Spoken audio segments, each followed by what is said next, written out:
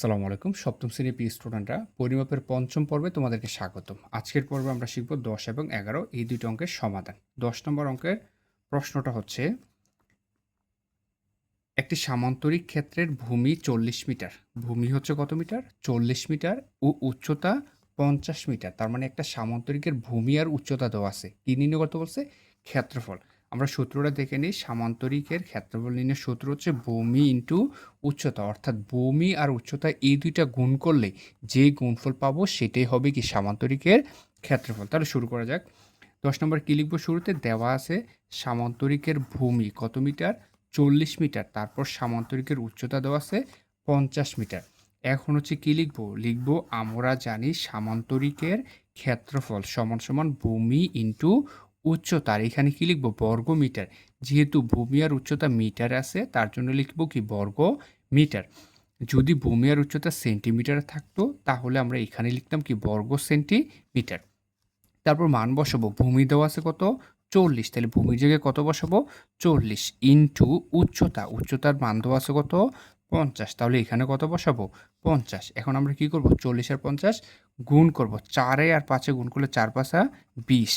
40 এর সাথে এখানে একটা শূন্য আর এখানে একটা শূন্য। মোট কয়টা শূন্য হলো? 2টা। তাহলে 2 এর পরে 3টা শূন্য। তার মানে কত হলো? 2000। তাহলে 10 নম্বর অঙ্কের সামান্তরিকের ক্ষেত্রফল হবে কত? 2000 বর্গ মিটার। এখন হচ্ছে আমরা দেখব 11 নম্বর অঙ্কের সমাধান। 11 নম্বর প্রশ্নটা হচ্ছে, একটি ঘনকের এক ধারের দৈর্ঘ্য 4 মিটার। তার আগে আমরা জেনে নিই যে ঘনক কি। ঘনক হইল এমন একটা ঘনবস্তু যেটার দৈর্ঘ্য, প্রস্থ, উচ্চতা তিনটাই কি থাকে? সমান থাকে। আমি যদি সহজ করে একটা উদাহরণের কথা বলি, তাহলে ঘনকের উদাহরণ হইল ছক্কাগুটি, যেখানে কি থাকে 1 থেকে 6 পর্যন্ত থাকে। তোমরা হচ্ছে দেখে দেখবা 1 2 3 4 5 6 সবগুলা কি থাকে? সমান থাকবে। তার মানে ওইটার দৈর্ঘ্য, প্রস্থ, উচ্চতা সবগুলো কি থাকে? সমান থাকে।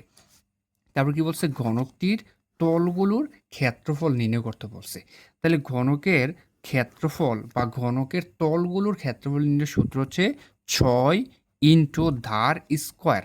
তার মানে 6 সাথে ধারের যে দৈর্ঘ্য থাকবে সেটাকে স্কয়ার করে গুণ করলে আমরা ঘনকের ক্ষেত্রফল পেয়ে যাব। চলো সমাধানটা দেখে নিই। আমরা শুরুতে কি লিখব? যে দেওয়া আছে ঘনকের ধারের দৈর্ঘ্য। ঘনকের ধারের দৈর্ঘ্য কত দেওয়া আছে?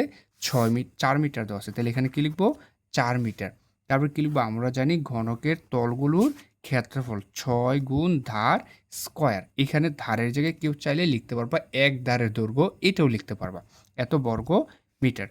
6 গুণ ধার। ধার দেওয়া আছে কত? ধার দেওয়া আছে 4। তারপর কি বসবে? একটা স্কয়ার। 4 এর স্কয়ার করলে কি হবে? 4 এর স্কয়ার মানে কি? 4 2 বার গুণ না? 4 4 এ কত? 16। তাহলে এখানে কত বসবে? 16। 16 আর 6 হচ্ছে এখন কি করতে হবে? গুণ করতে হবে। 16 আর 6 গুণ করলে কত পাবো? 6 16 হচ্ছে 6 16 96। তাহলে এখানে পাবো 96, অর্থাৎ 96 বর্গ মিটার।